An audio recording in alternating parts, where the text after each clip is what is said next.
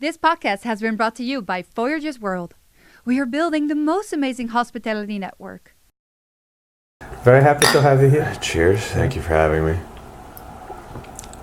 Ethan, I don't even know your last name, man. Because we call you by your hash name. Yeah. I'm not going to tell anybody because this is going to be all over the internet. Okay. I'm not going to say to them that it's likes twice the semen. You know, it's. I appreciate the anonymity. I really like. Nobody's listening. Appreciate your respect for that one. Don't worry about it. So what is your last name? Caswell. Okay. So it's Ethan. Caswell. Okay. You are here for a very simple reason that or most of the people on the podcast are here for the same reason. You just did a lot of shit. You have a great story, and a lot of things happen, and a lot of them are interesting. Yeah. You know? And I like to talk to people like that. Mm-hmm. And that's as far as an introduction that I like to give. And by the way, you can see that we are drinking Boston beer. They are not paying me, so fuck them. No. Should we rip the label off? Nah, I just don't. I know a guy we could work on sponsorship. We should get a sponsorship for this thing from a brewery. That would be. Yeah. So thank you, that Sam would be Adams. awesome. Yeah. Appreciate it. I have been against the idea of sponsorship. But my problem with sponsorship is when a company is too related to our business. So, because the website that all this is actually trying to promote, right, which is Voyager's World, Voyager's World is in the hospitality business. You know, it's Hospex, hospitality exchange. Mm-hmm. So I don't want to have any sponsor that is like in tourism, you know, travel websites, airlines. Seem biased. Exactly, because I don't want it to push for one instead of another. You know, I want that impartiality. But if a beer wants to sponsor, absolutely, the viewers don't care. You know, they say, okay, he likes, you know, whatever it is. So for this week, that's the reason why they have that look on their face. So exactly.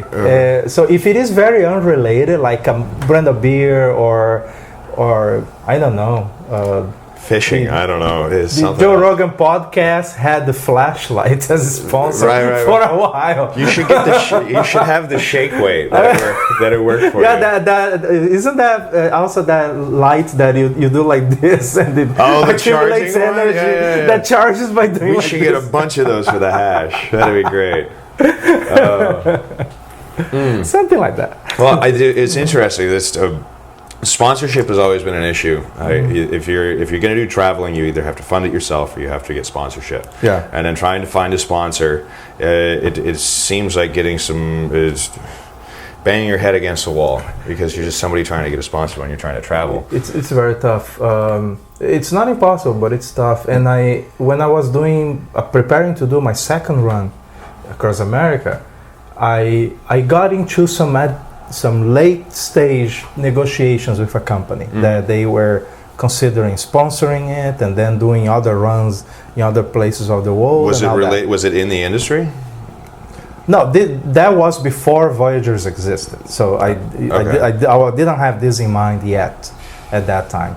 No. I mean the product, the sponsorship. Was it in the industry? Was it like a running shoes? They had no. They were insoles or something. No, they were a company that they sell supplements and stuff like that. But they are not supplements and other health products. Dietary needs. But none of those products were specifically designed for athletes. They were more like geriatric and somewhere which fits me very well.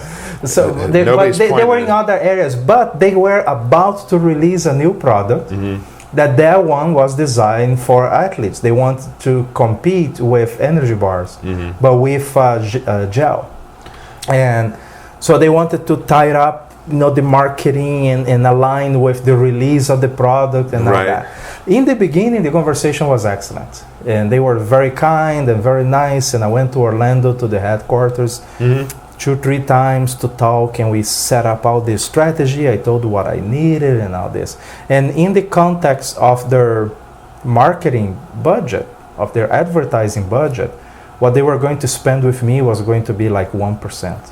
of their entire budget. Of their entire budget. Yeah. But I mean, and depends what 1% is. no, it was going to be like $100,000 because the idea I needed just like to do the way that we wanted to do. I needed like 10 grand or so spent directly on my run, but then the others would be travels, there would be trips to other events and runs in other countries that we would do later. But so the budget was for all of it, right? You know, but it was a drop in the bucket, and at the end, they backed out. No, it's like they start delaying it. Oh no, but then we have this release of this other thing, and then they delayed, and then delayed to another thing, and then there was something else, and then they were not answering as fast as they used to before. And I felt, you know what, they are setting it aside, or they are not in a hurry. Right. And I wanted to do my run in 2014, January 1st, 2014. But the funding has to be in the account, and everything needs to happen. But by the point that you're ready to leave, so they keep delaying, just to hand over the money. And at some point, or put some money in to show that you're committed, right?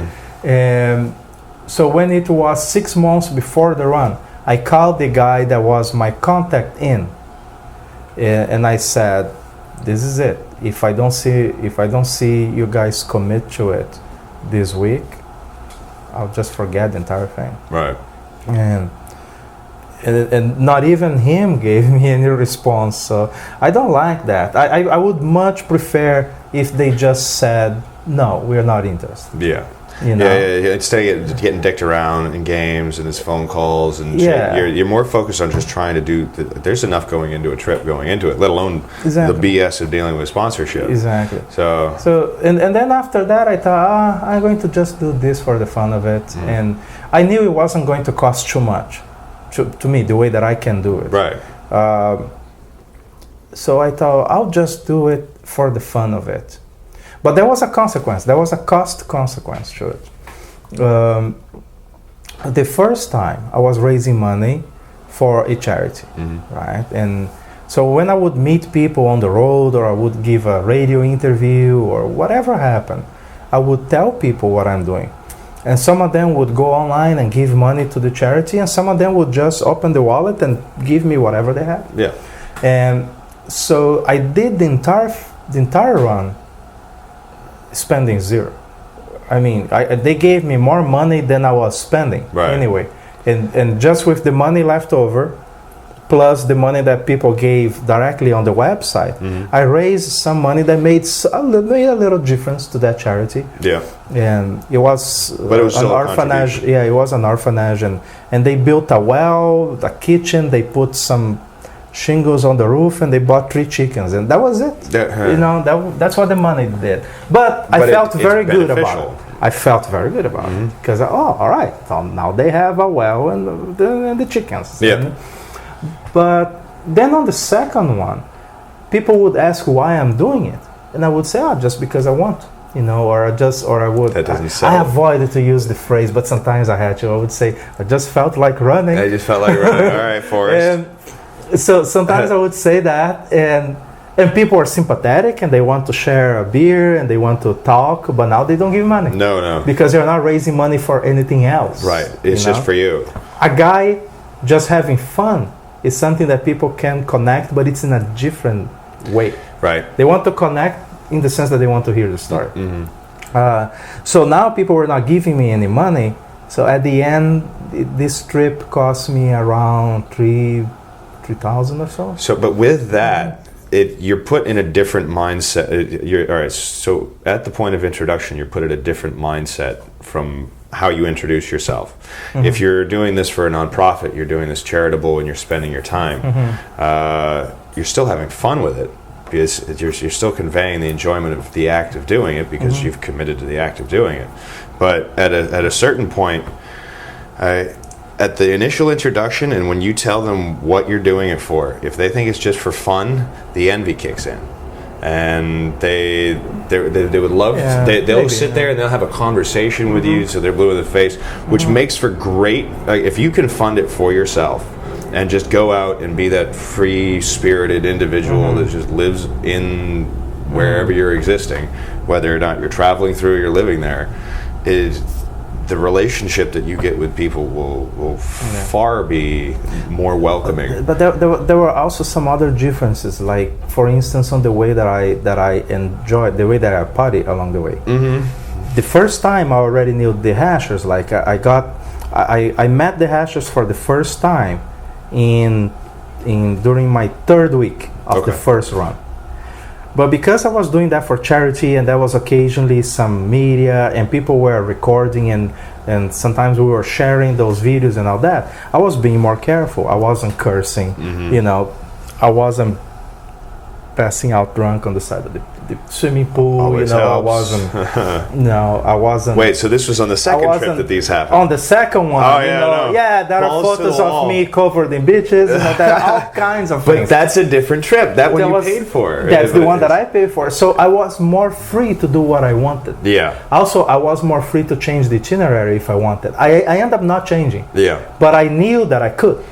Because I wasn't committing to anyone that I need to be there. Yeah, I only committed when destination. When I was during the last month, I told the Miami hash that I would arrive on a Thursday to arrive during the hash. Okay.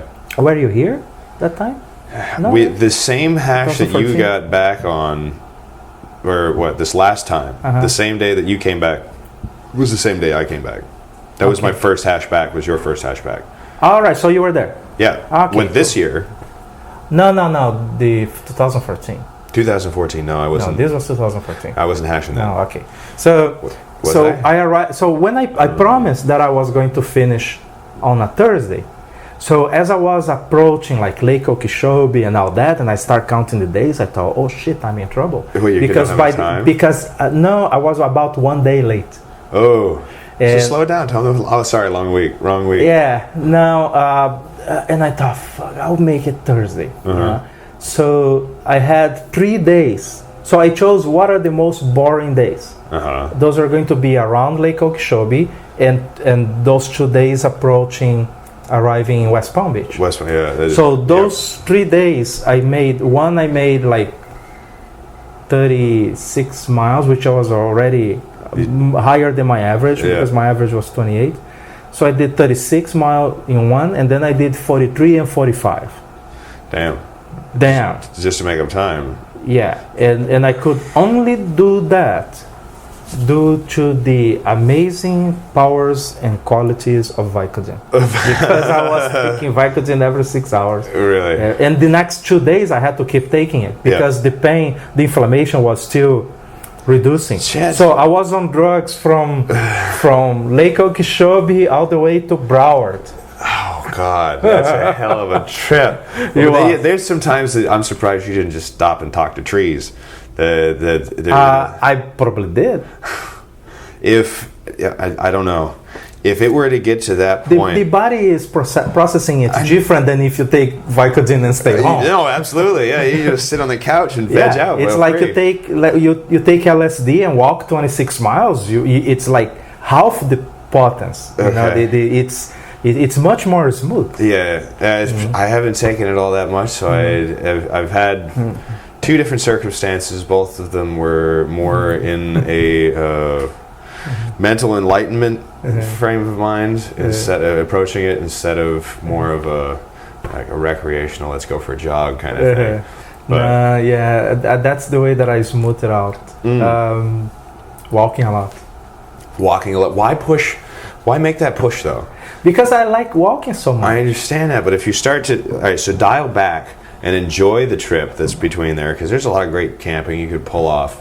You'd spend an extra week to get there. No, you are talking about that day. From Lake Okeechobee. Like, why not dial it back a week? You would be correct. Well, why? If it wasn't the last week. What do you mean the last week? Because the last week you are fucking tired of being on the road, man. During the last month, it's already tough. Yeah.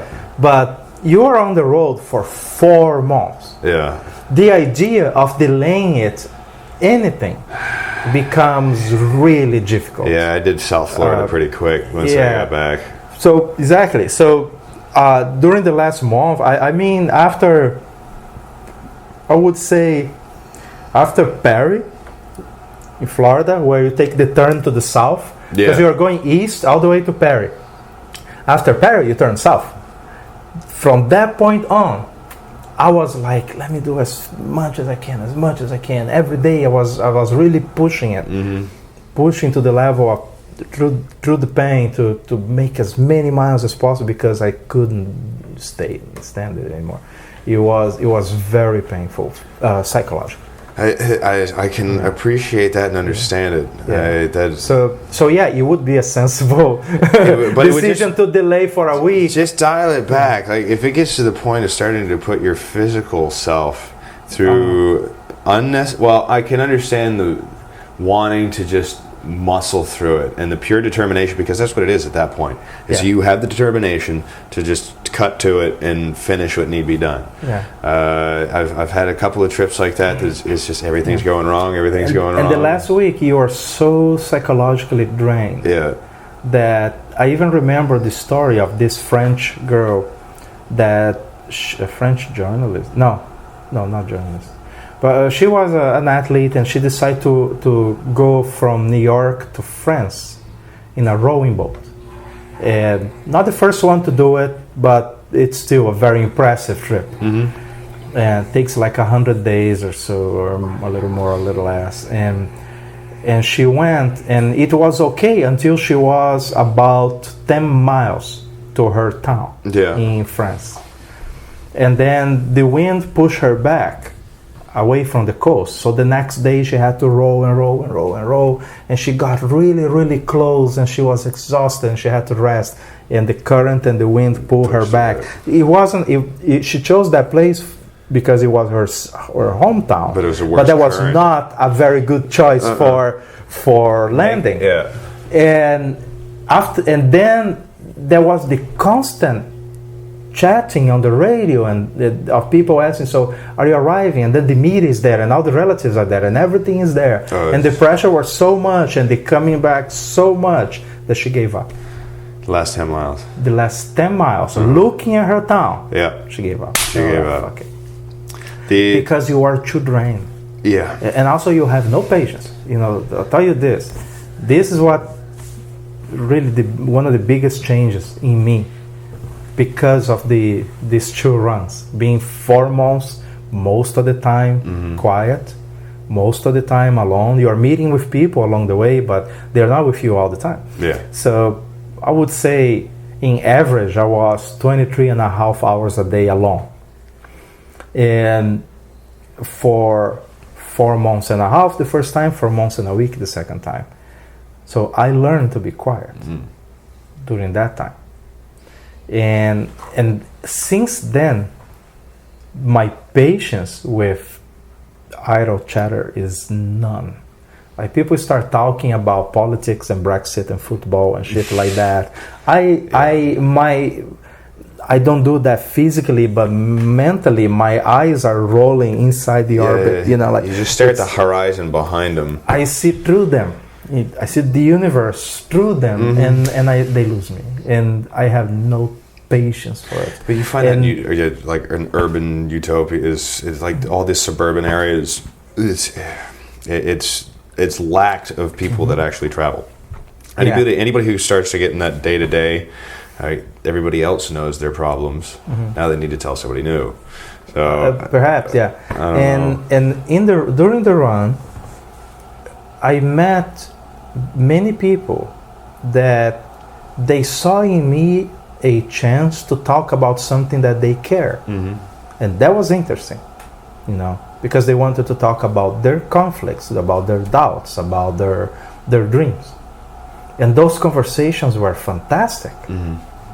And then you arrive back at a normal life, and people want to talk about Donald Trump. I go like, come on, let's do something else. Let's talk about something else, And I bring up and because then I drive the conversation to something else. It usually works. So that is always. But you have to be the one that takes the wheel from. I need to because they don't know what else to talk about. I need to drive the conversation away. I'm very excited. Actually, I don't even know if this should be on a podcast, but I am excited. Do you want to take a break? I can step out for a cigarette. No. I'm excited that today I'm going to be hosting for the first time. I'm going to be host someone who is deaf. Deaf. Lost hearing when she was a child. Okay. So she communicates and she talk, we chat online, right, that helps. And she communicates a little bit in person because she can understand. She does lip reading. Yeah. But it's basic, so she doesn't have an opportunity to be talking shit.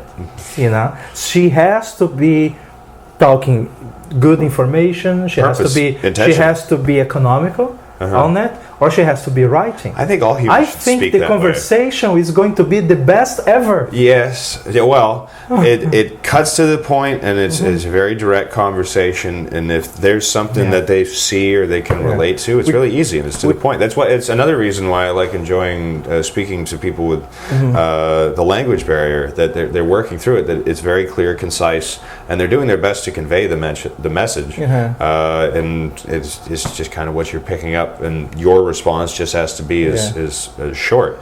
I can use my vocabulary and I'll get them lost fairly fast. But for the most part, keep it simple. And you learn that. Not a lot of Americans will learn that. I feel not a lot of people learn that. It's similar. Travelers, American travelers that I've met, the ones with the heads on their shoulders that I've met abroad. They're cool. But Americans that travel are despised from most of my international friends. That they don't like the spring breakers. It's like, oh, let's go to France. Oh, great! It's Snooki takes Paris. Let's go to Miami in March. Oh yeah! Oh, Jesus! I love spring break. We are doing this podcast on the last day of Ultra on the top of spring break. There are parts of the city that we don't even drive to. I've stayed far enough south. It was so rainy, the college kids didn't even go out in Coconut Grove. So I had an opportunity. I could go down and get a cheap beer, throw some darts, hang out for like an hour, and then just work my way south as the rain continued. But I'm avoiding downtown. I don't even want to think of it. I'm not sure if a festival would be the same for me. And in 2014, when I was doing the run, I went through Panama City Beach during spring break. Oh, shit. It was a horror show. Wow. Like just watching... You were moving faster than the cars were. Yes, that's one thing. But also, the scene that I watched was dantesque, is that the word? It was horrible, okay? It was a lot of this absolutely ignorant, stupid kids drunk on the streets, playing rap. Not even something you can understand. All you hear is that the license plate just the license plate's off doing the like tailgate. Exactly. I try to avoid the situations as much as possible. It was so hard. I was so happy that I could just go through that and be in Panama City, and then I met with the hashers. They hosted me during those days. But that Panama City hash, you were a virgin at Panama City. The first time that I went through, yes. Well, but I didn't hash. They just met me, but it wasn't a day that they had a hash, and they tried to organize a specific so it was just event for me. Drinking practice or a pickup hash? End up being a drinking practice. Okay. But those are still fun. We did that when we went through Alaska. But they explained things to me and how it works and the songs and all that. Yep. But then they called their friends in New Orleans.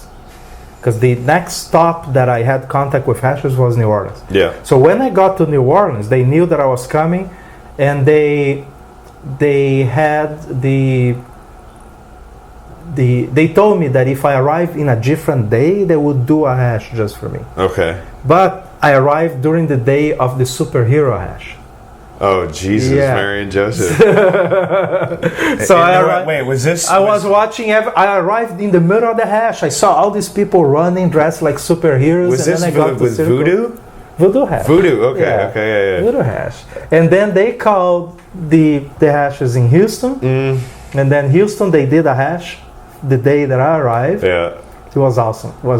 The Houston people treated me Really? like they're kids. So you had a very wide variety of kennels for your first couple of hashes. Like you never stayed in one kennel and got a feel for it. You got a name for you got a feel for the game Several. of itself. And then El And the Paso, kennels which are- is Voodoo is pretty crazy. Oh, Then I love hanging out with Border Voodoo. Jumpers is fucking awesome. Oh, I gotta go hang out with BJ's. Yeah. I've never been to BJ's. So the Border Jumpers, I like it so much that that 2 months after the run, I flew to El Paso and I spent like 3 days hashing with them. yeah.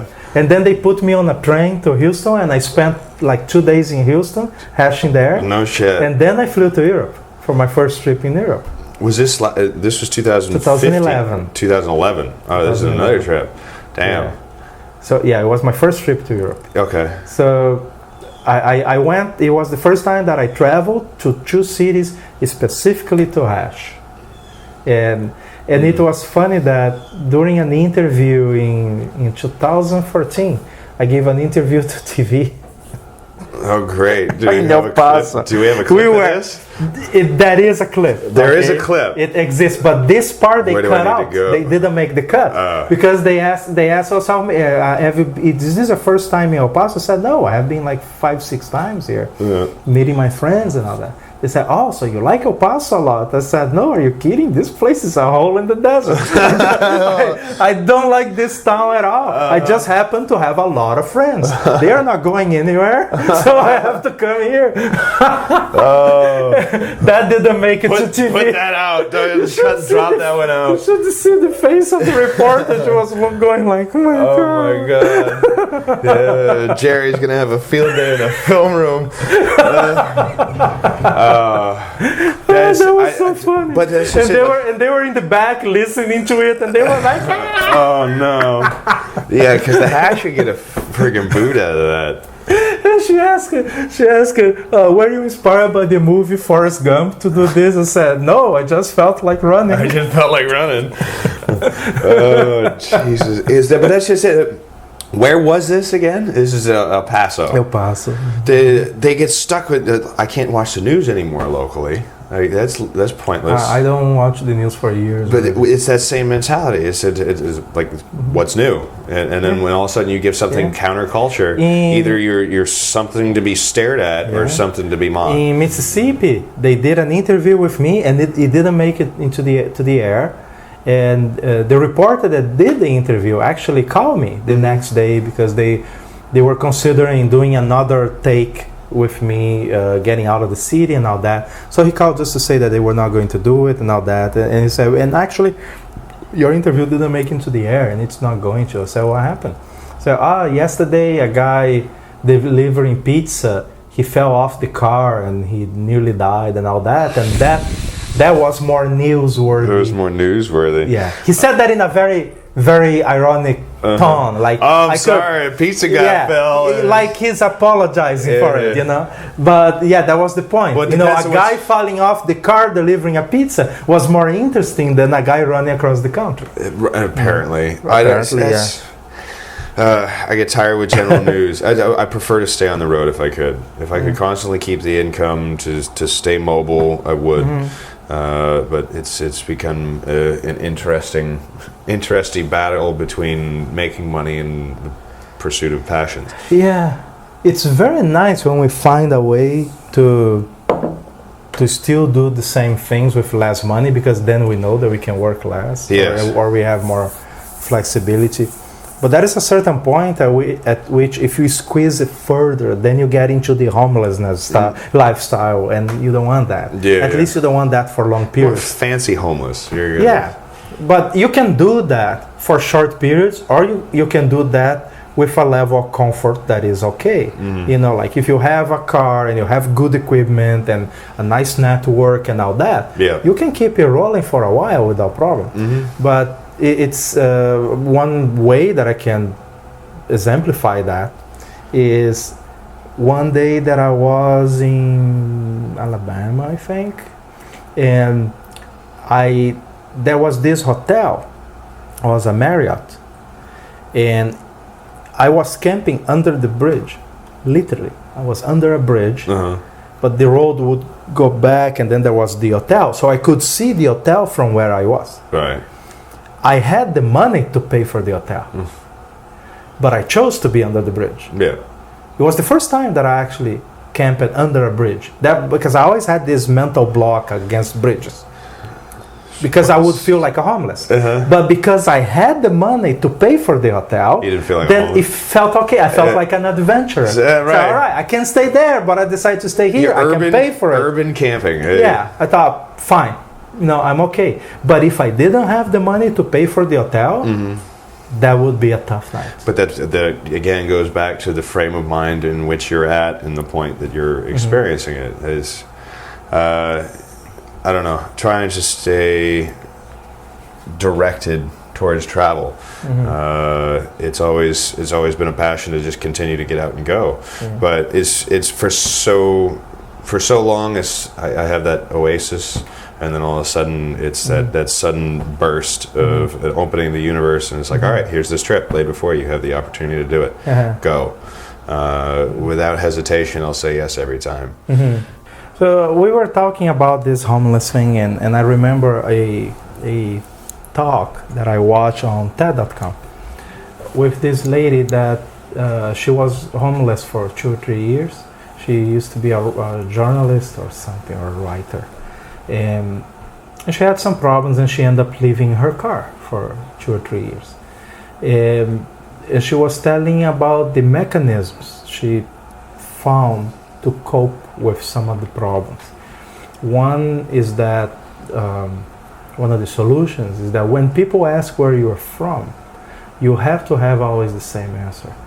You may change that answer, but you have to have a consistent one. So where you are from, if you answer, I'm from everywhere, or no, it's wherever I am now, and all that tends to lead to depression.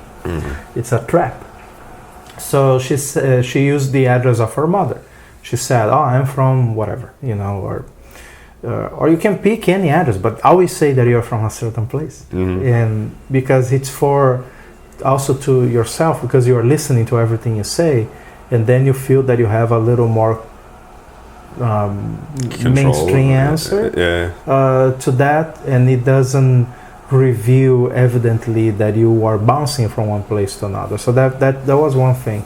The other is that you need to have some space, some determined space that is yours. There has to be a place that is your home. And the problem with being backpacking, for instance, is that your place is in a different configuration, different days. It's very difficult for your brain to grasp that it's the same thing. Yeah. That it's the same location, in a way. So it's easier if you are riding a motorcycle or traveling, because then your motorcycle is your place. Yeah. Right now. It's your mobile state. That's where some part of my luggage stays all the time. Right. In your car, at least you have, it's okay, it's a house with wheels, but it doesn't matter because it's your home. Right. Over there, that is your where you keep your stuff. So I'm very open about criticizing people focusing on having things a lot, but also having nothing has its own problems. Right. Logistics is mostly. Exactly. Some of them are logistic, some of them are psychological. So you have to have, even if it is your car, that's where your things are. So I decided during this last trip, lasted 18 months in Europe, and it gave me the opportunity to question a little further a few things, and one of them was the idea of homelessness, because I don't have an apartment that I rent since 2015. Yes. So, yeah, I didn't really know. No, since 2013. You had paid for places to stay. It's just nothing's been in your name. No, 2013, I had an apartment that I left in October. Then I did the run across America. Then I stayed here at Rob's place for like a month or so. And then I went to Europe, and then I was bouncing everywhere. Then I paid for a place in Kiev, but that was 2015. Or you just weren't somewhere long enough. I stay, yeah, and then I came back and I stay here for like 2 months or 3 months. I think it's when we met the first time. Yeah, and I was taking care of. Have you met Stop the Bus? Yeah, I know. In Argentina, I was taking care of their house for a few weeks. Then I was taking care of Hot Nut's house. Really? And his dog. Yeah. For a few weeks while they were traveling. No nuts. In South America, in Central America. So for like 2 months, I was house sitting for friends, and then for about a month I was here.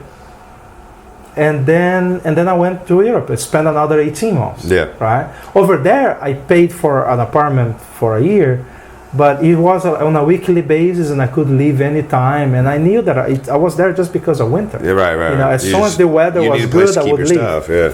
I would leave. So I didn't feel like I had my place during these 18 months. And that's after some 2 years of bouncing around a lot. Yeah. So I start having that feeling that I need a house.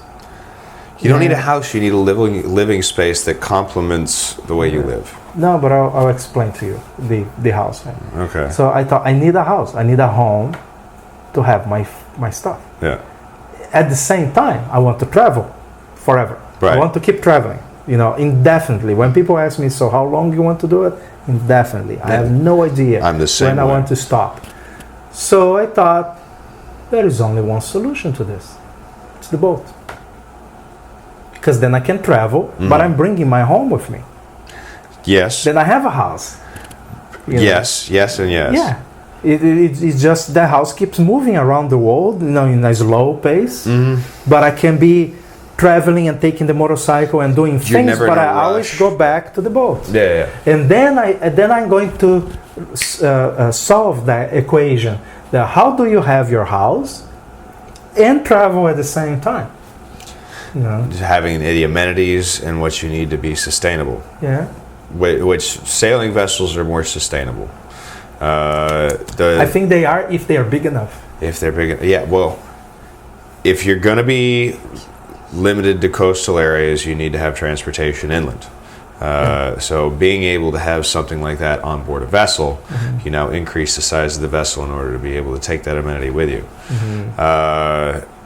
I've been working, I'm more of a nomad on land. I understand the water, and I enjoy living on the water, but primary transit, long distance, I'll stay away from it. I've done my fair share of deep water sailing. But like my living space for me is just, it doesn't need to be bigger than a van, but it has to have every amenity that you need on a regular basis to maintain routine. And at least we're human beings. We find comfort in routine. Waking up every morning and having the same routine, doing yoga, brushing your teeth, eating breakfast, having all those amenities there in your living space is quite important. It's strange how we are attached to some little things like that. Like you need to have your cup, just the way you have to have your toothbrush. You only need to have one. You need to have one cup. You need to have one, pen. There are some things that we need to have a routine. Yes, but having that in your space, having it in the same space every time, and an easy way to deal with it that causes minimal stress on your life, and making sure that it's efficient as much as possible across the board is.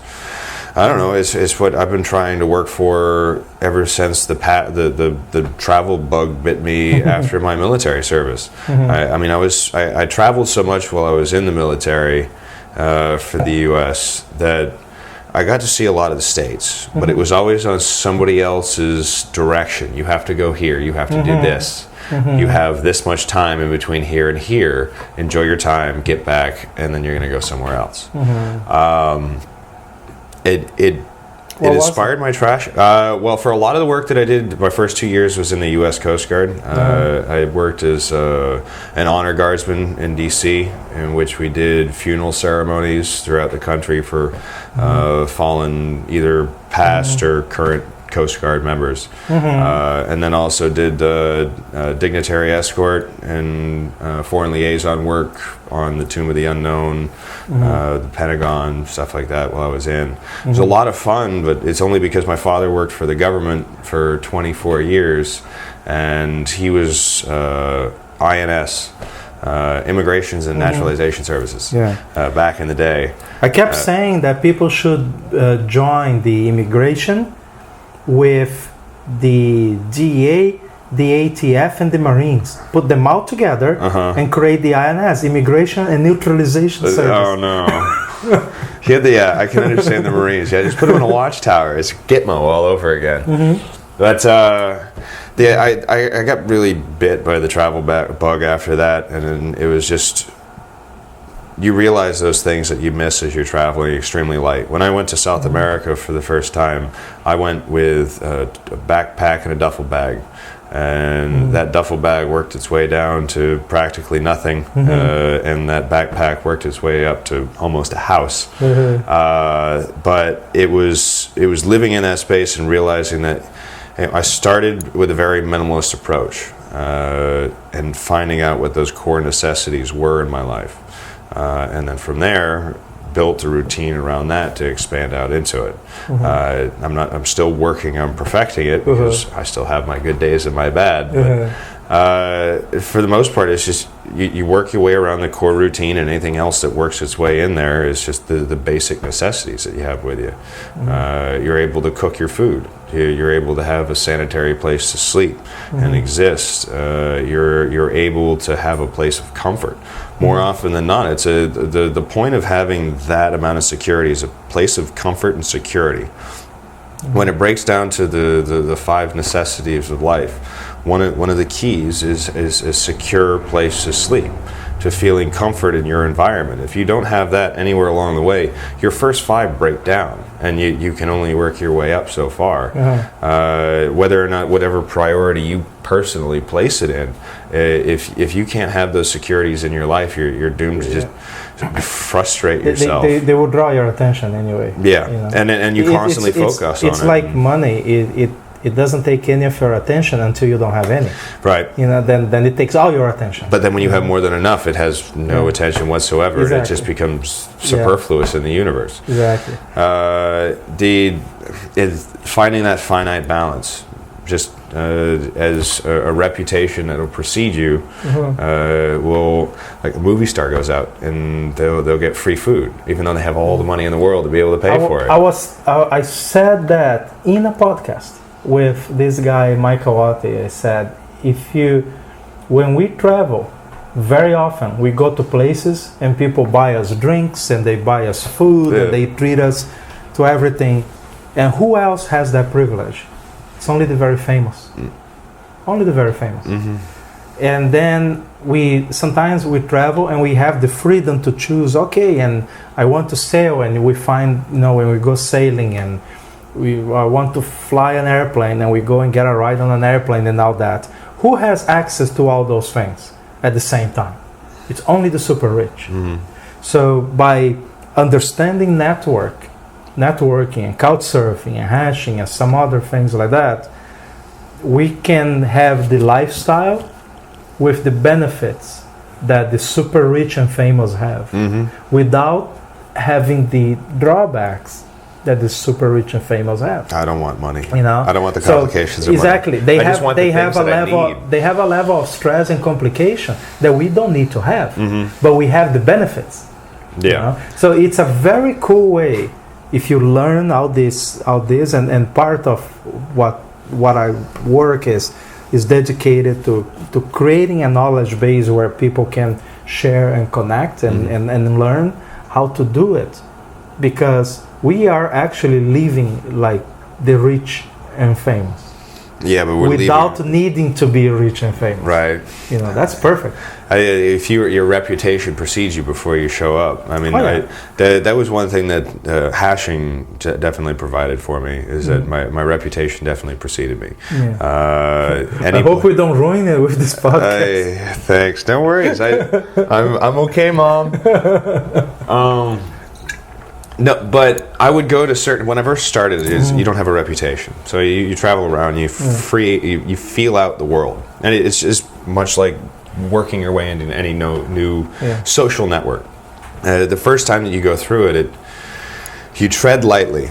You sit back, observe, and report. Yeah. But you make friends and have conversations. But one of the worst things that you can do is create a self-destructive behavior while you're there. Yeah. Whether or not you're losing your cognitive function or deciding to, I'm not sure how, fuck your way through the rest of whatever existence you want to try and have. Yeah. But it's a very quick way to seclude yourself from a new network. Yeah. So I tread very lightly. And I had an opportunity to meet some amazing people from all different walks of life that open up their house and their home and different aspects to me, just because I was easy to talk to, honest with them, and this is no bullshit. You just hang out, enjoy the company of others, and you make no intention to bring any wake into their life.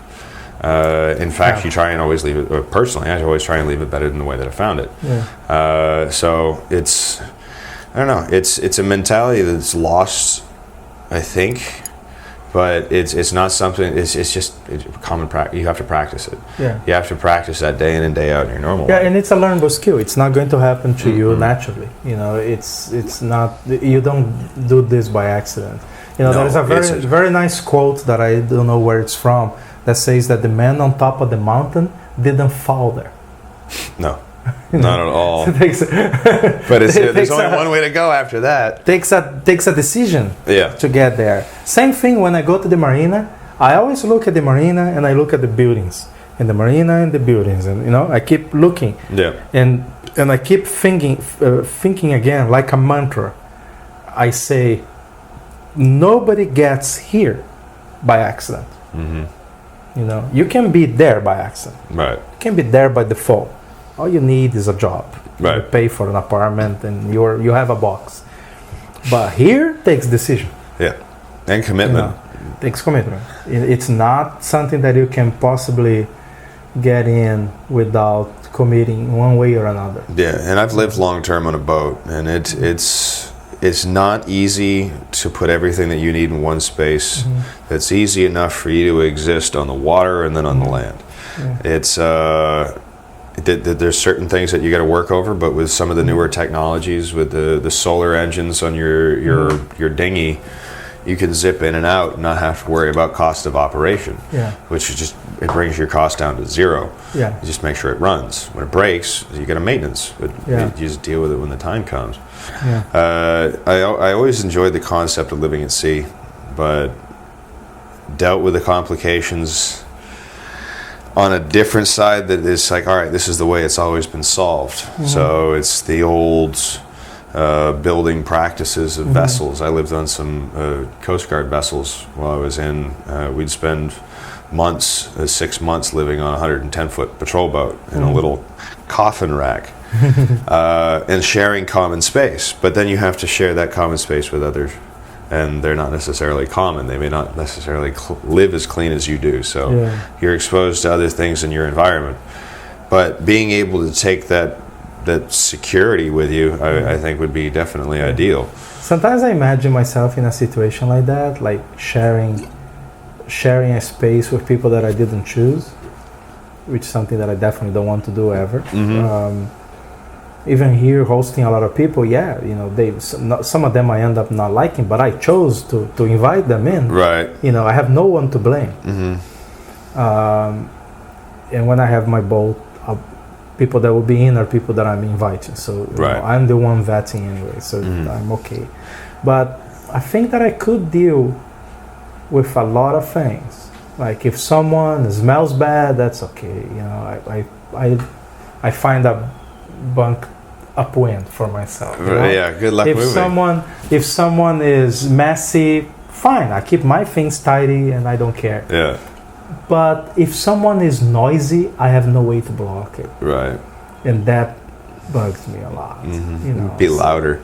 Someone is loud and obnoxious and stupid, then oh my God, that's torture. That's torture. If there was a prison, I would be asking for solitary, because I would do something just to get solitary. Well, then I'll ensure that you're going to enjoy the company of your deaf guest coming up then. Oh, shit. But it's it's complicated. And when we travel, it's it's difficult for me to imagine life without traveling often. Yeah. And the idea of traveling full time is very comfortable to me. Like I don't have a problem with that at all. I just want to bring my home. I want to have my home at the nearest marina. Yes. So I can be going and hiking, I can be backpacking, I can be riding a motorcycle. But I know that home is 3 days away. You know, I can ride back and I'm home. Yeah. That's the feeling that I want to have. You know, I want to arrive in an island and go explore, and I can spend a month exploring the island. But I know that home is right there. Right. Yeah, there's anything you need, and you know everything that's there. And I have a mechanism somehow that I get my mail, my, you know... Your mail? Email? Mail. Legal notice. Okay. You know, like, when you need to get legal notice, traffic tickets, things like that, you know, it arrives at some place and people scan it and send it to you. It's a P.O. box and a power of attorney. Yeah, something like that. You hand off to somebody, and you just need to have someone in some country that can handle that for you, and you know, and that's the country where you do your taxes. That's it. Yeah, it's like an international personable personal assistant for mail of international travelers. Yeah. I think with a lot of Americans, though, they still have a great hesitation to travel. I mean, the ones that we meet here in Miami and some of the larger cities, it's not necessarily true, because everybody that you meet there is never from there. But when you get out into these rural cities, those people that you meet there have always been there and will probably always be there. I know people that never left their county. And I think it's an American statistic that it's like something like 90% of Americans live within 45 minutes of one of their parents' driving distance, and that it's just throughout the age groups. I've always been a person that, thanks to my parents, has just always pushed me out to adventure. We grew up sailing the islands off the coast of Maine as my childhood. We'd pick a different island every weekend. So the weather was good. You know, desert, Mount Desert, you know, all those. Yeah, just Seagull Islands, and I have been to Mount Desert a bunch of times. I love one of the favorite sails is no matter whatever island we choose off the coast, we'd end up always up at Booth Bay Harbor or Bar Harbor.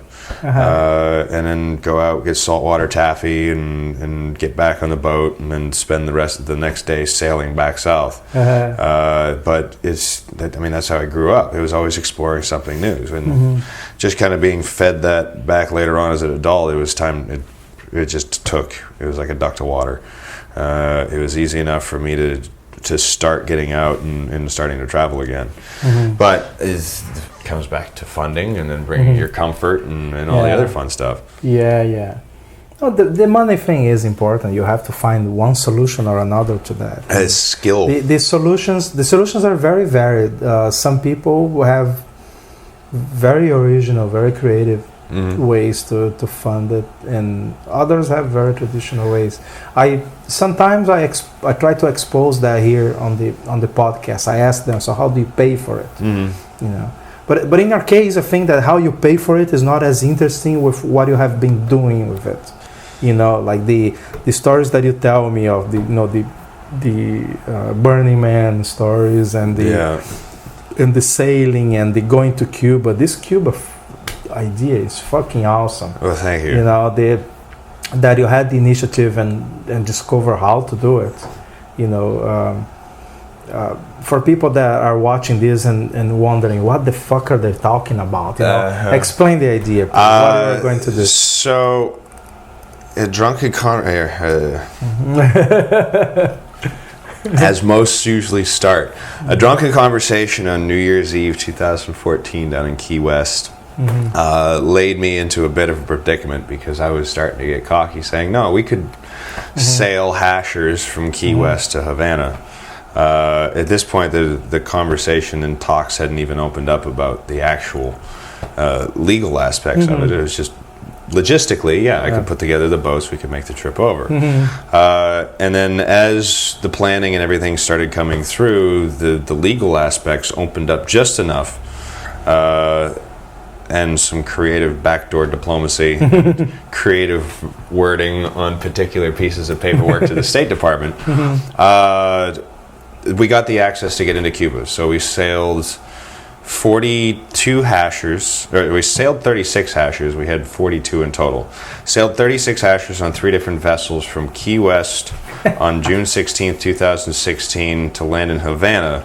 And then upon arrival, had everybody's passport stamped as welcome to the island, shuttled everybody onto buses, and then brought them out for a full itinerary of people-to-people interaction, as our State Department paperwork required us to have. So it turned into be a really great opportunity for the hashers to meet a foreign culture that had been cut off for 60-something years. It is a different planet.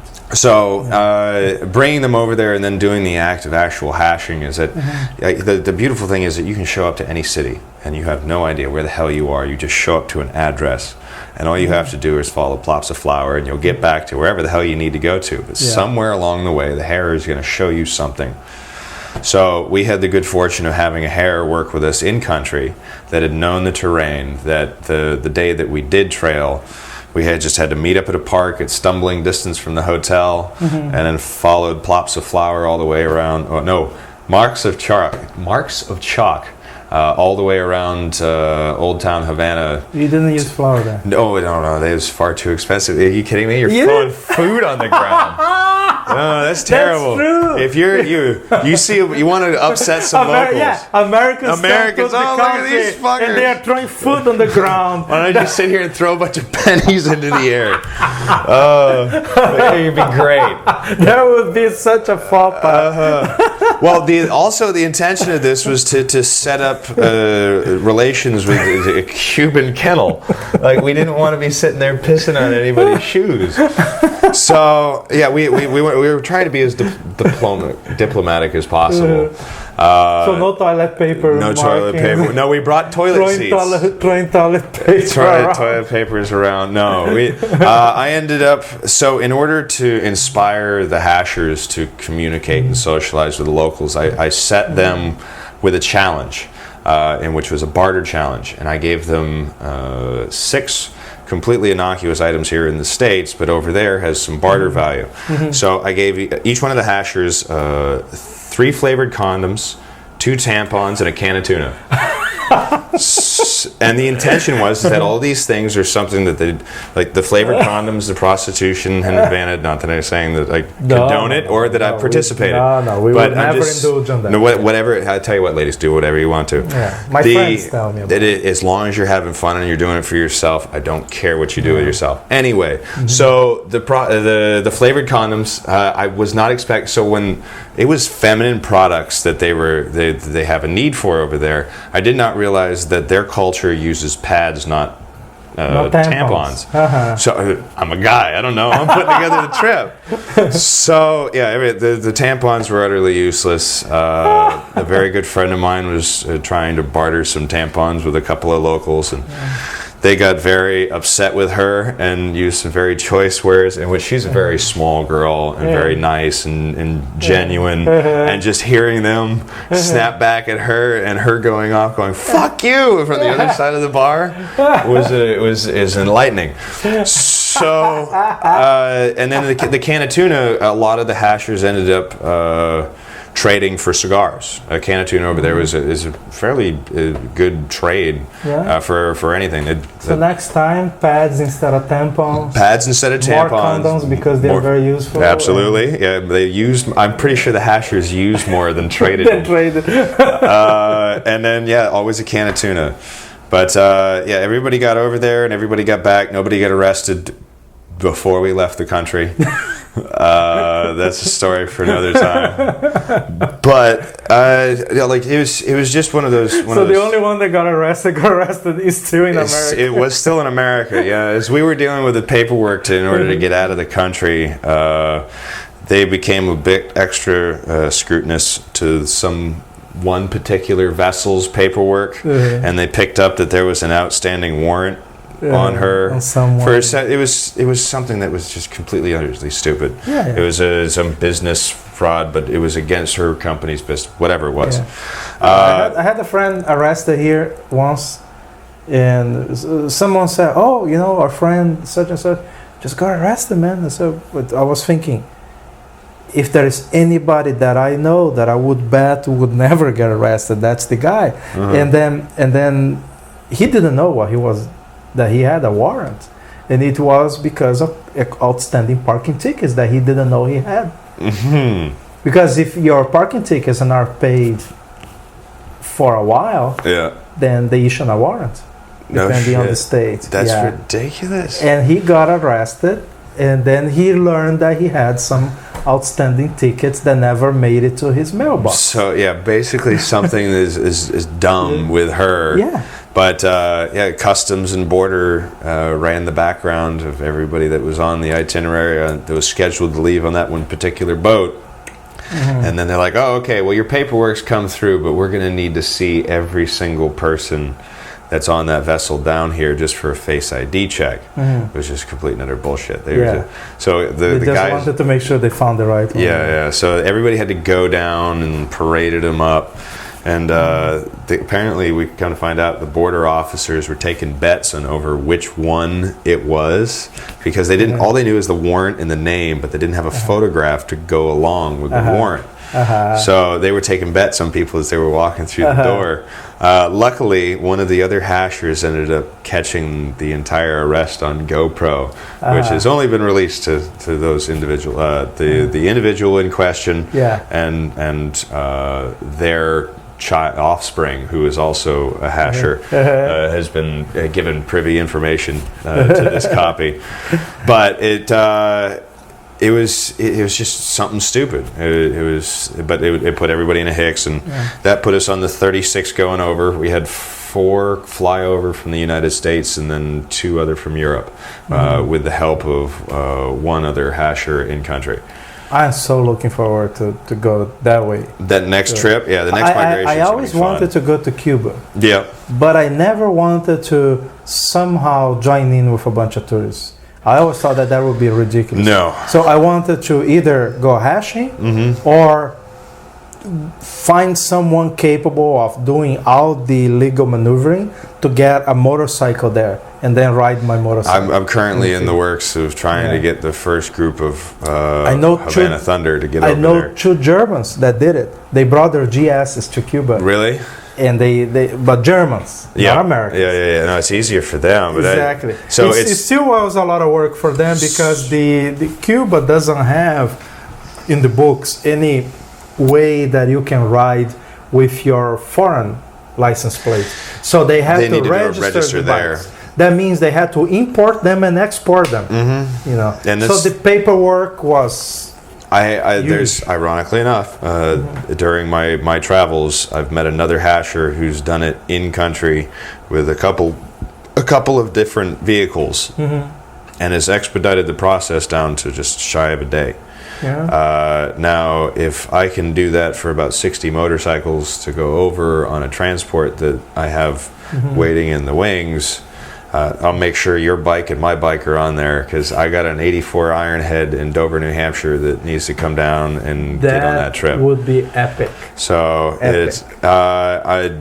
I'm shooting for September, but depending on the conditions and then raising the funds, I have to get over to the country and actually spend the time and scout, because the entire intention of the hashing aspect of going to Cuba and hashing is we only had 48 hours the first time that we were there. The next time I want to do 7 days. And with that 7 days, we can explore the island. Everybody has groups of 4 will have vehicles. Will have a classic car at their disposal with a driver that wherever you want to go, he'll take you. That's so funny. You're going to rent how many cars? Let's see. I'm shooting for 60 to 100 hashers. So 25 classic cars. 25 cars. 20, maybe. You're renting half of the cars of Havana. No, just the ones that are on the main strip. But the intention is to also go over with something to offer in return. So these guys also require a lot of pieces of equipment or particular fender pieces that are easily found here for us in the States. But just bringing it over there and giving it to them is an act of good faith. I know a guy. I should do a podcast with him. I know a guy. That he created a project that people here donate their used skating boards, the skating decks and the wheels and all the parts. Right. And they put them together. They figure out how they buy, if necessary, to have the right number of wheels and pieces and all that, and the skateboards. And they bring them to Cuba. Because Cuba apparently has a good number of skaters that they practice as much as they can, but they are really lacking equipment. And they also don't have roads to do it on either. Exactly. So they have, but they have a park there that they can practice. Yeah. In Havana, but they just don't have equipment. And this guy. Yeah, I'll invite him for a podcast. Yes. Because that's a great history. So just the aspect of trying to, like I said, improve relations and leave things better than the way that I found them. It wouldn't go just there to employ the cars. The intention is to bring the hash there to socialize and interact with people, because we want to have a kennel there that we don't have to help. We're helping to basically spread the gospel. I don't like to use the religious terms, but still, it's getting out. The origin, this original meaning of gospel. Gospel. Yeah. Enlighten me. No, the good news. Good news. Bringing the gospel means bringing the good news. All right, then I'll stick with bringing the gospel. Of course, they hijacked the term. Yeah, naturally. To mean something religious, but no, that's what it means. It's to bring the good news. So it's having brothers and sisters there. It's just another place that you can travel to. It's another family that's there. Like you went back to saying earlier, is that it's like being a celebrity anywhere you go. If you have that social connection and the network. Just looking to expand that to Cuba. So we are restarting our podcast after like a few weeks. Should I even bother? I'll go out and throw a different shirt on. Oh, anything you like. I have one in the car that's like that, but white. Anything you like. Sure. We'll do that on the next break. All right. So during this period, I did some sailing, and it was quite cool. I'm going to do a podcast with the Virgin Captain. No, that'll be a good one. Yeah. I'm surprised you didn't do it while you guys were underway. The boat rocks so much, and and everybody's either busy working or busy sleeping. Right. All the time you're sleeping or you're cooking or you're working. So it wasn't. I didn't think that it was appropriate to try to interrupt the routine and try to do a podcast that would be stressful. So I just asked him, okay, let's do a podcast afterwards, and he's cool. Yeah, I enjoy hanging out with Virgin. Yeah, he's very fun. He's one of the first ones that I met when I came to the Hash was Virgin Captain. He's definitely a welcoming force. Yes. And you have been flying. What have you been doing, man? Went out to California. Went to a light sport repairman school. So now I'm certified to build, repair, and inspect light sport aircraft.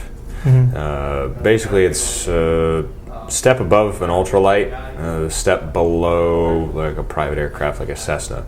It's a two-person light sport amphibious aircraft that I stumbled my way into throughout my travels, and now there's a pretty good possibility that after I get back from Houston the week after next, I'll be going down to Brazil to hang out at their manufacturing facility. Where is it in Brazil? I don't remember exactly. Let me know the city when you know, because I have a lot of friends in Brazil. Maybe I can introduce you to some people. That would be great. I'll be down there for a week and a half working with the engineers in their plant, learning the assembly process, for how they lay the carbon fiber and the Kevlar weave that's inside the hull.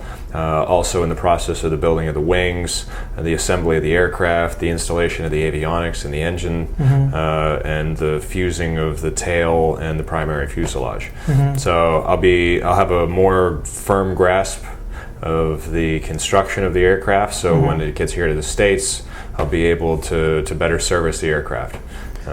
Were you here in Miami when they still had the seaplanes, the Pan Am seaplanes that landed in the same lane of government cut the cruise ships? They still do it. It's the same. But it's a different little airplane now. Yeah, they still have the seaplane port there. It's a private aircraft port that we were trying to get the Petrel to land at during the Miami Boat Show. So there were a bunch of mega yachts in there. We were trying to get Chevy down here, but unfortunately his schedule didn't permit, and he got a bit postponed. So we're shooting for next year's boat show. But those old, I don't know the name of those airplanes. But those old airplanes they had there were gorgeous. Yeah. It was a beautiful thing until one exploded going to Bahamas. What was it? I'm drawing a blank on Wasn't his name. that Catalina, the name of the airplane? Catalina, possibly. Okay, there's a Catalina sailing vessel. Yeah. But Jimmy Buffett ended up crashing his seaplane in Miami Harbor. Years ago. That was always a funny story. But nobody, I guess, knows what happened. I never really looked into it much further. But I don't know. It just seems like something that would happen. But seaplanes are notoriously dangerous as it is. If you land with the gear down on that thing, it's either flipping over or it's going into a torpedo mode in which it just sinks into the water. So the nice thing about the Petrel is that it's been tested against gear down water landings, inadvertently by the customers that have purchased it over the years. If they're going to land, it's going to happen. So, but every single time the aircraft has come back with zero damage to the landing gear or fuselage, it's never flipped or torpedoed. In every instance, the pilot has been able to retract the gears and then take off and then land successfully on a runway without any issue. The only thing that happened on most of the occasions is that the landing gear flexed and caused the paint that's on top, the sealant coat, to crack. So it required some minor touch-ups around that area. But instead of your gear being ripped off or the aircraft flipping over, it's better to just have a little paint repair. Because if there's no cost for an idiot and for a mistake, and a little embarrassment. It's a little embarrassment and a little financial kick. You're gonna have to pay to get the paint redone, but otherwise than that, it's just inherently safe. So it drew my attention a little while back, and then now just going out through the class, I'm now licensed through the FAA to do all that work on light sport aircraft. Is it a 2-seat? Yeah. It's a 2-seater light sport that limited by speed, performance, and weight. So it's limited by +4, -2 Gs. The aircraft is capable of 110 miles an hour, and it only weighs 1,320 pounds. So it's a nimble little plane, though. Plus or -4 Gs is a lot. I know. Roller coasters are rated to just about a little bit more than that. But I mean, there's some serious outside loops. Yeah. But I'll do that in a little sport aircraft that I can land on the water and go out to the Bahamas. I can do island hopping on a single tank of gas and then come back at the end of the day. I don't have to deal with that sail over. What fuel it takes? Yeah, there's just enough room in the back. I can throw a couple days worth of clothes, some a tent, and. But what kind of fuel is that? Gasoline? Yeah, it takes regular car gas. Regular car gas. Yeah, it's 91 octane. It's got the Rotax 912 in there. They recommend 100 low lead because it's been tested through the aviation industry for eons. So the company itself recommends it, but if you look at the scientific data that comes from the oil test results that come back after everybody performs with either regular gas or low lead, the oil comes back cleaner. There's less tetraethyl lead found in the oil, which is more of an acid that can cause decay inside your engine. So with the regular car gas that's less apparent in the system, it runs cleaner, the viscosity of the oil keeps, and it runs better. So it's 25-gallon tank. You can fly for 5 hours. You can get we get down to Key West in about an hour and a half from here in Miami. Wow. So hell with that US 1 5.5 hour drive. Nobody's moving if there's an accident. I could be to Key West before the sun goes down and already had a couple of drinks. So that's my goal for getting the aircraft. I just want to be able to make the run. But you need a regular, you need a pilot license? No, it's a light sport pilot's license. So it only requires 20 hours of flight time. You can't fly at night. You can't fly in and out of controlled airspaces. So like Miami International, you can't fly in and out of there. But nobody does in a light sport aircraft. Nobody does in really the private aircraft. You're not flying a Cessna into Miami International. I'm not sure if you can. I don't know. I'm not a licensed pilot yet. I just build the things. Yeah, that looks very attractive. I'm that's on my purchase list for here by the end of the summer. We have the air show over in Houston, and then I come back, go down to Brazil for a week or so, come back. I'll be here for a week. Then we go up to Oshkosh, Wisconsin, which is having the largest air show in the country. It's been going on for a very long time, but famous. 10,000 planes from all over the planet flying into an air show, and a lot of people just sitting there camping at the airfield. So the company is willing to pick up a hotel while we're there, but I went up and did the Lakeland or Sun and Fun up in Lakeland, Florida. Did that air show. I ended up staying at the house that they had provided, and I didn't know that camping was an option. We ended up going for a walk in the back fields, and it's just hundreds upon hundreds of airplanes with tents lined up next to them. And so I want to try that at the Oshkosh Air Show. Is that we're going to have one of our demo aircraft sitting over there in the field. So if I'm just going to set up a tent and crash there, so I can wake up early, network after night. And they have they've had a couple of night air shows that I never even knew that they had. That have you not heard of this? I never heard of that. So they'll send up different types of aircraft. There's a couple of experimental exhibition category aircraft.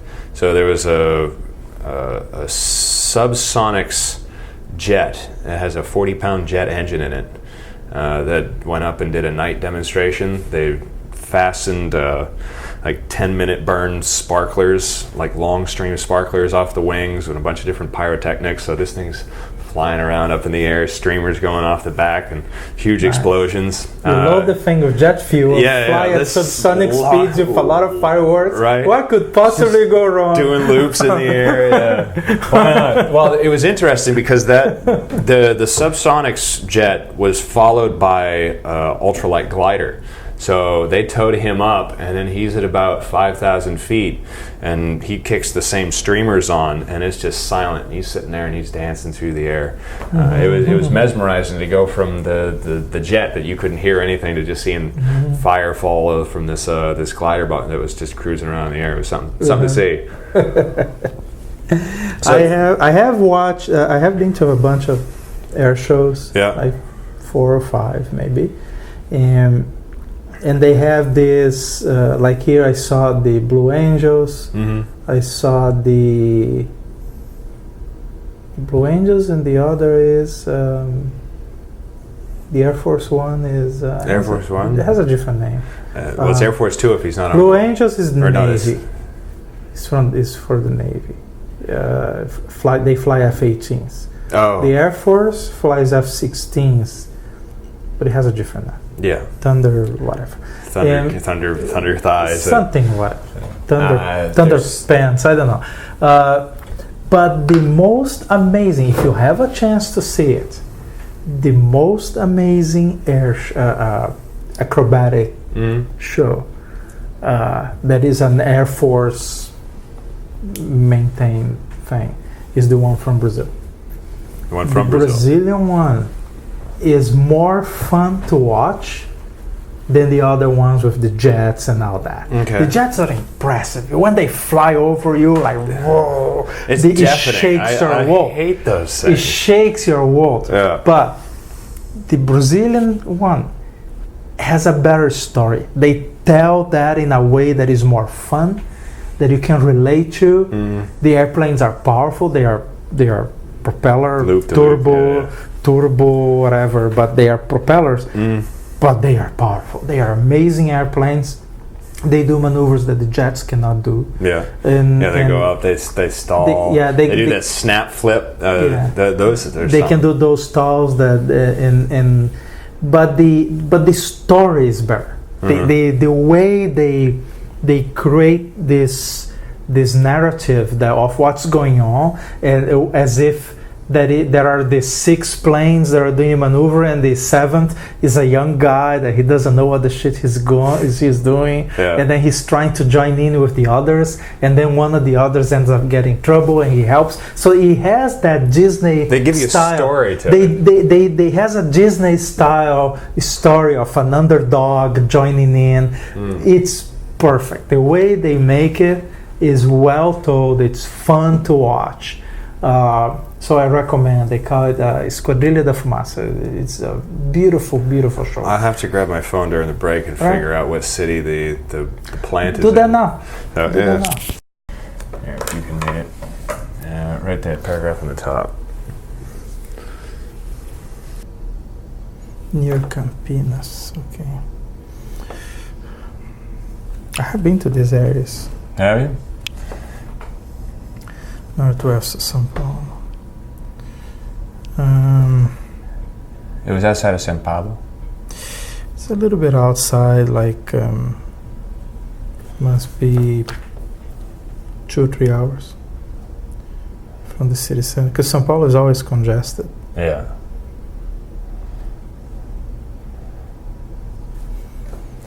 Yeah.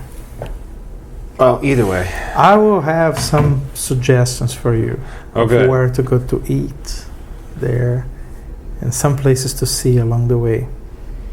I will send you a message. Okay, with good. that. I'll try not to come back in love. That's what happened to my previous business partner. What happened? Oh, we went to South America. It was the same time that I did the ayahuasca ceremonies and the mountains of Medellin, Colombia, or outside of Medellin. Well, my business partner was also in Colombia, and we went down there for New Year's. Well, he ended up meeting some 19-year-old girl who was a bartender at an English pub, and they hit it off, and then him and I kind of separated ways, and found out 6 months later he was now engaged to said Colombian, and then he brought her over, and I didn't even want to get into it, but there was a reason why we stopped being partners, is that I questioned his ability to be in business, but he just got distracted, fell in love, and fluttered off into going back to polishing boats. So I'm keeping myself busy and trying not to do the same thing, but I'll do my best. I've been warned about Brazilian women. Yeah, I would concur on that. Be careful. They're quite interesting. Thank you very much. I was married to one, so I know. Oh, okay. Well, good to know. Secondhand knowledge. Yeah. So, yeah. Be careful in South America. just with the women, or in general? Everything. Okay. I don't plan on getting too crazy. I'll be up there flying planes. And Brazil is a great country, but it is very violent. It's very, very disorganized, very violent. And they don't know how to do business very well. Except for the aerospace industry, there is kind of cool, because it's very connected to export. It's so it competes outside. Yeah, so it's not constrained by the Brazilian business mentality. You know? It's an industry that has been exposed to external competition. They haven't been exposed to an American market, though, in the aviation industry. Well, they have been, but different aspects of the aircraft.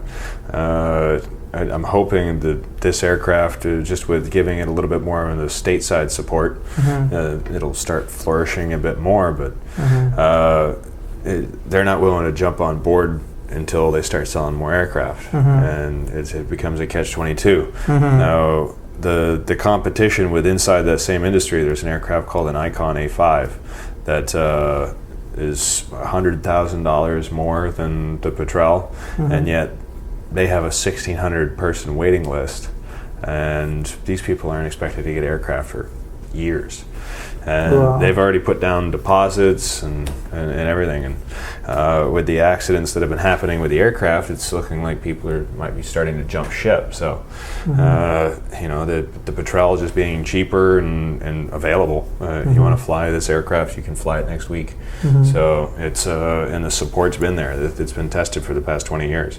So I think I'm backing a winning horse, but it's not going to be an easy pony show. There's some work that I got to do, setting up the stateside facility and the support network for what the company's lacking. Pardon me, for the American market. I really think that's what'll help this thing kind of take off. It is exciting. I want to see it happening. Yeah, well, I ain't going anywhere anytime soon. And I'm happy for you that you got into that. I appreciate it. I've always had the passion for flight, and it's just dumb luck that I stumbled into it. Again, I mean, I've been trying to get into it without forking out the cash for the education. And I never even knew that the rating that I now have to work on aircraft even existed. So it's just going out, doing the research, and putting the nose to the grindstone, and just pushing through. Which is a very interesting expression. Yeah. Putting the nose to the grindstone. You just sit there and forged do it. that expression? I'm pretty sure it was a blacksmith. Okay.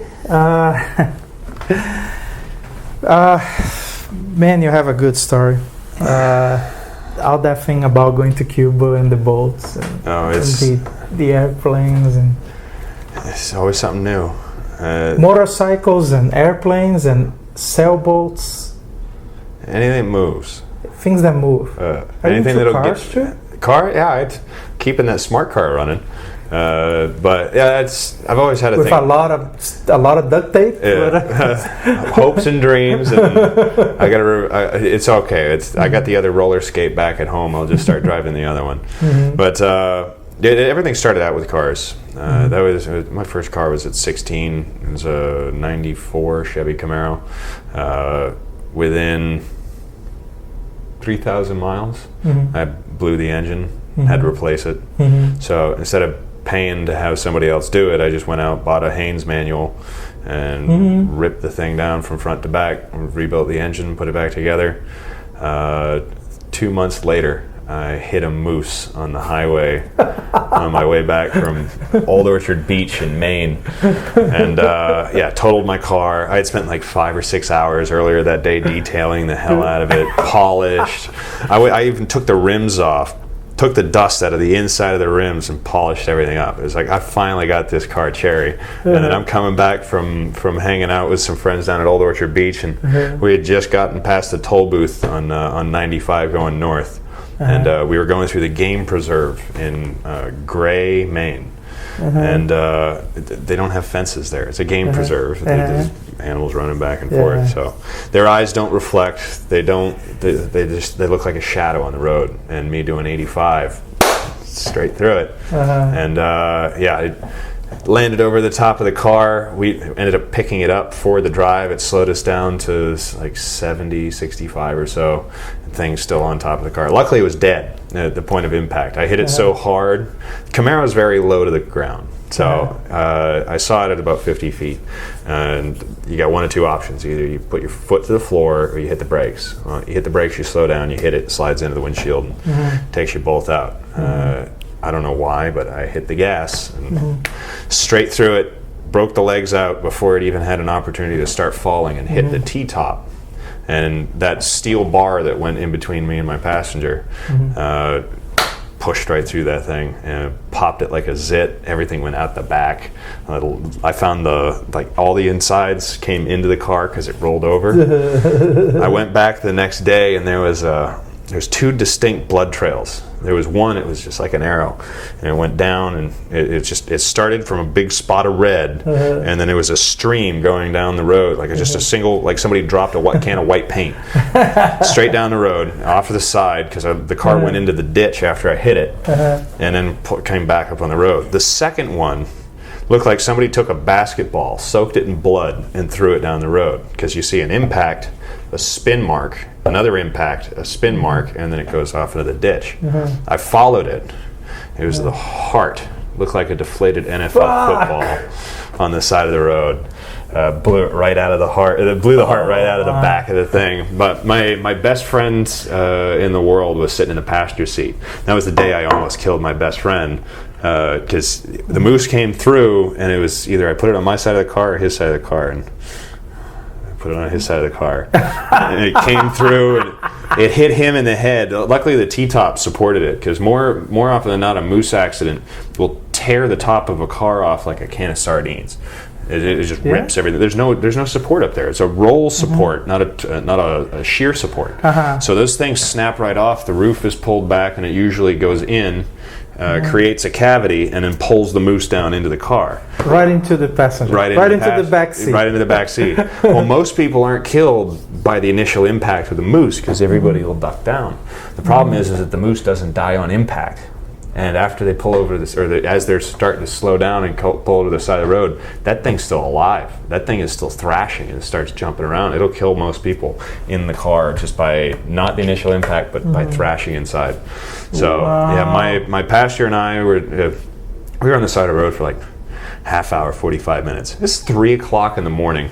I just graduated high school. I was 18, covered in blood, trying to wave people down, and I don't know why nobody stopped. I have no clue. So what could possibly go wrong? What's going wrong? 4th of July, 3 o'clock in the morning. There's a blonde kid on the side of the road waving a bloody shirt. Let's pull over. The one person that did stop before the police got there was a bartender at Margaritas. That he was just shithouse drunk. And I was on his way back from Old Orchard Beach, just blackout drunk. Shouldn't have stopped. And he was freaking out. He's like, "You guys are okay? Because I got to get going before the cops show up." I was like, "Yeah, do you got anything?" Because we're just covered in blood and glass and everything from coming through the windshield. I'm like, "You got anything we could wash ourselves off with? A bottle of water?" And he reaches into the back and hands us each a Gatorade. There you go. Oh, great. It was sticky, better than blood. Better than blood. Sticky and electrolytes. So the first cop showed up at like 45 minutes after we had hit I got off the phone with 911. It took me longer to explain to 911 where we were on the side of the highway than it did to my mother. And my mother got there, and my mother and father got there about 10 minutes after the first cop did. About 20 minutes before the ambulance did. But the first cop that showed up on scene, blonde kid on the side of the road, covered in blood, no shirt on, because I had taken that thing off. I whipped it off in a fit of happiness. It was we were both just covered. So I'm walking up to the cop, and he's like, "Oh, so the body's still in the car?" I said, "Bodies? Oh, no, I'm the driver." "So your passenger's body's still in the car?" "Oh, no, he's on the hood." "You dragged the body out of the car?" "No. Let me explain. He's okay. He's in shock. He's on the hood. I'm okay. No shock." He looks at me, looks at the car, looks at me. "Holy shit. You guys are sure you're okay?" "Yeah." "I'm going to take some pictures." So we're thinking I'm thinking he's going to walk back with like a CSI, big camera, a flash on and everything. Now it's a little disposable. It's his personal one. He reaches in his back pocket and he's snapping photos. I got a picture like a couple of months later from the cop. He's like, "I submitted this to an article of unbelievable survival stories for a like a national state police magazine." We were the only ones that survived that year. Or not the only ones, but the only ones that didn't have any serious injuries in the accident. And it just dumb luck, right place, right time, just a quarter inch to the left. I don't know how many times that my life has been dictated by a quarter inch to the left. But I keep finding my way into random whatnots, random adventures. I won't say no to an opportunity. I'll jump at it as long as it doesn't go against my morals or the goals that I am close to completing. So it's not by accident that you end up where you end up. It's a long, hard work. It's arduous and it's nose to the grindstone. And you're definitely accumulating a lot of good stories, man. That's why I wanted to have you on the podcast. Appreciate it. Because it's like the first time we were talking, or people were talking about you, they were already saying, "Oh yeah," and then we did this thing going going to Cuba. Oh, the got on Cuba trip. Some boats and all that, and then this guy, he organized everything and figured out how to go to, and how to deal with Cuba and coming back and the sailboats and all that. And I thought, fuck, this guy is interesting. Well, thank you. Like I said, right place, right time, quarter inch to the left. Actually, that whole Cuba trip ended up, I got myself in trouble with that one. That was a drunken conversation in Key West on New Year's saying, yeah, I could bring people to Cuba. Yeah, I could put it together. And then people just kept calling and asking, are we doing the Cuba thing? And it was, sure, let's commit to it. I kind of threw rough details together, and I was like, all right, first 36 people, because if I could only get 3 boats that would be willing to put it up. And I was like, $500. And then people started paying, and I was like, oh shit, no, I gotta do it. So I got to the point, I filled all 3 boats, and it's a trip that I don't think anybody will forget, but I don't remember. I was too busy facilitating and herding cats and spinning plates to really be able to do anything. But I'm going to be going back and scouting the next trip. Hopefully fly the Petrel down.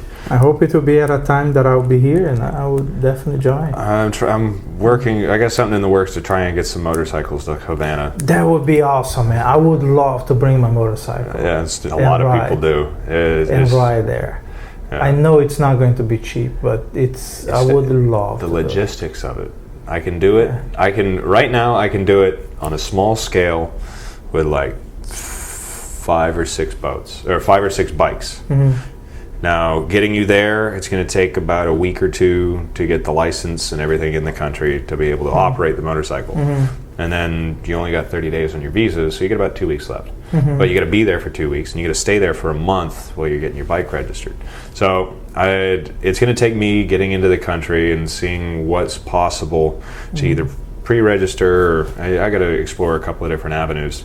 But my greatest thing I could do is take my father's old Harley that he left me after he passed. Can you imagine and then taking that thing to Havana. Bringing a bunch of American bikes. Oh my God. And riding there. Rolling Havana Thunder. Will be something out of... Really, a lot of... You can imagine, for a lot of people, it will be the first time they ever see motorcycles like that. Oh, well, absolutely. And for us, riding, it will be, for most of us, probably, it will be the first time riding there. Yeah. So it's first the time first even being there. In both directions. It's the first. Yeah,